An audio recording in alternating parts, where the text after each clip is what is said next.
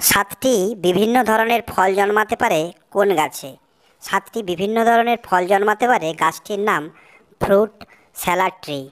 আলুতে কত শতাংশ জল থাকে? আলুতে 80% জল আছে। সাদা চকলেট কি চকলেট? না।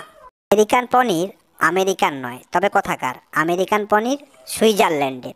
শুনলে অবাক হবেন, বিশ্বের সবচেয়ে চুরি করা খাবারটির নাম কি? বিশ্বের সবথেকে বেশি চুরি হওয়া খাবারটির নাম পনির।